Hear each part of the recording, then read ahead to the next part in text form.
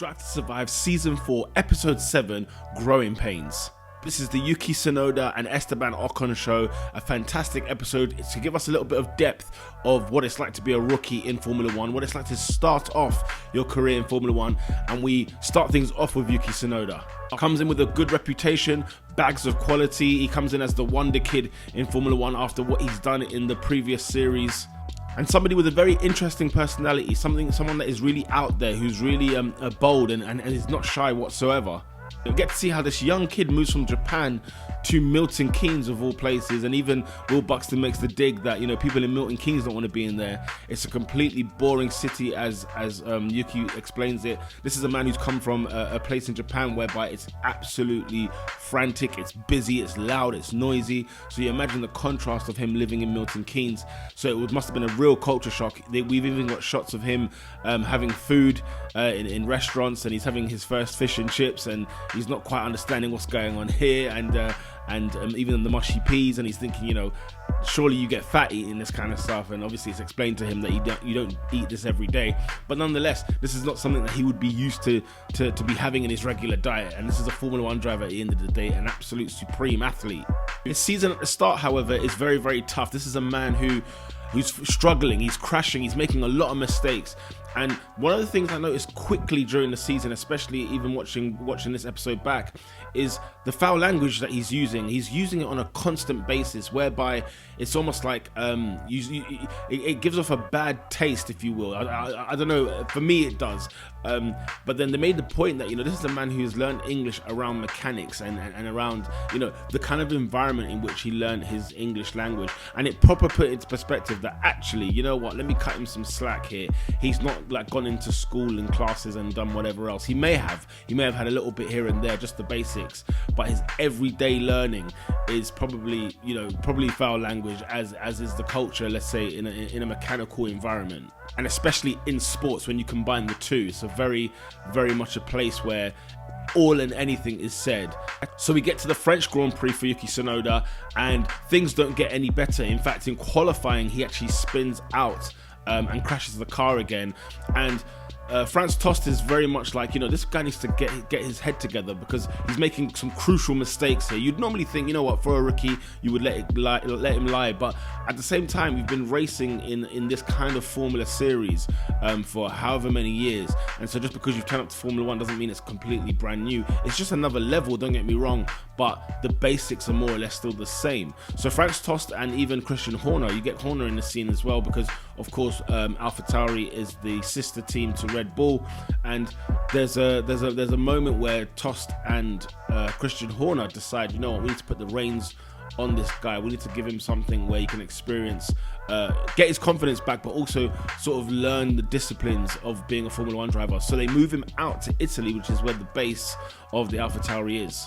I've always found that such a weird combination. Red Bull, Toro Rosso back then, and one being an Italian team, the other one being kind of like it's an Austrian sort of backing, but then it's like a Milton Keynes team. So it's a bit funny how that works. And then we also move into the Alpine story, because basically AlphaTauri's aim is to beat Alpine in the Constructors' Championship. And we kick things off with no Cyril Beatable, which is so sad, because this is a man who kept Esteban Ocon, who brought him back in Formula 1, and Ocon sort of feels like he owes a lot to him. And of course, it's a completely rebranding. It's no longer Renault. Alpine is the new team, and then you've got two-time world champion Fernando Alonso in the mix as well. Not big news said about him returning, which I thought was interesting, but I guess because the episode focused on the young drivers. Enter Laurent Rossi, who is now the CEO of Alpine. He cuts a very strict figure, very quite ruthless figure, completely contrasted to Cyril, somebody who seems like, you know, if you're not good enough, he'll sort of cut you. When they asked him about Cyril, he was sort of like, yeah, it's not my problem kind of thing, let's move on. And it was a bit like, okay, left a little bit of a bad taste in my mouth, I must admit. But in the race for both Yuki and Esteban Ocon in the French Grand Prix, neither team scored points, neither driver scored points rather, and it was very much one of those where it's getting frustrating. Ocon's under some serious pressure at Alpine, and I didn't actually realise that during the course of the season when you watch it back. I didn't realise Ocon was actually under that much pressure, but all of a sudden, you know, they're sort of looking at, you know, should we be keeping this man in? Should he be the guy that we should be relying on?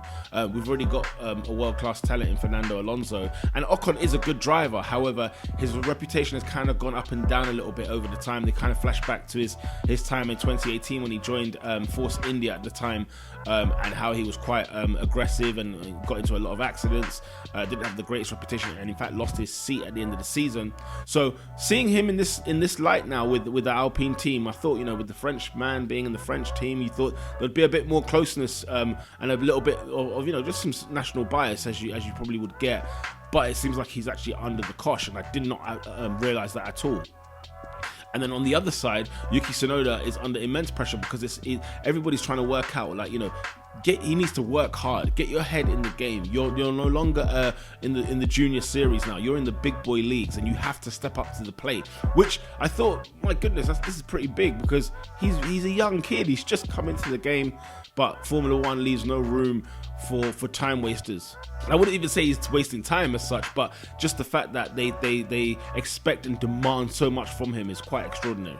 But then we move on to the Hungarian Grand Prix, and this is something that Netflix are doing very, very well, and maybe they've actually done it in the other series, but I've noticed it very much in these episodes. It always starts with either triumph and ends in failure, or it starts with failure ending in triumph, because the Hungarian Grand Prix, if you remember, absolute carnage, absolute scenes. Esteban Ocon wins the Hungarian Grand Prix after all the circumstances that took place, and of course Yuki Tsunoda as well enters the points, finishing in P6, so it's a triumph for both drivers, for both teams, because of the circumstances that have happened. Everybody kind of spins out, and then Lewis Hamilton makes a massive error, or Mercedes rather make a big error, leaving him out on these intermediate tyres when the track goes bone dry, because the track started off wet, hence the crash at the start of the race. But afterwards, Ocon has to show his racing prowess, where he's holding off Sebastian Vettel, Hamilton finishing in third, because Hamilton goes right to the back of the grid and piles straight through up into third place, so he still finishes on the podium. Phenomenal drive from Lewis Hamilton there. Of course, he's got the great car, nonetheless. But the fact that the Alpine held off the Aston Martin, which hasn't been a good year either, and I wonder if we're going to get an episode on Aston Martin. There better be. But Esteban Ocon wins the Hungarian Grand Prix. He is a race winner, and that must breed nothing but sheer confidence, sheer pride. And he talks about all the difficult moments I've had in my career, and you can even look back in Drive to Survive. He's gone through up and down scales on his career in Formula One, and he thinks about the sacrifices that his family have made, have now come and paid off. Yuki Tsunoda finishing in P6, happy days for AlphaTauri. Although he didn't get on the podium or didn't win the race, it didn't matter. What he did was get strong points, because it's about finishing 5th in the Constructors' title. And yes, the episode ends well, and it just shows that these two young bucks who are in Formula One, learning the ropes, learning their way into the game.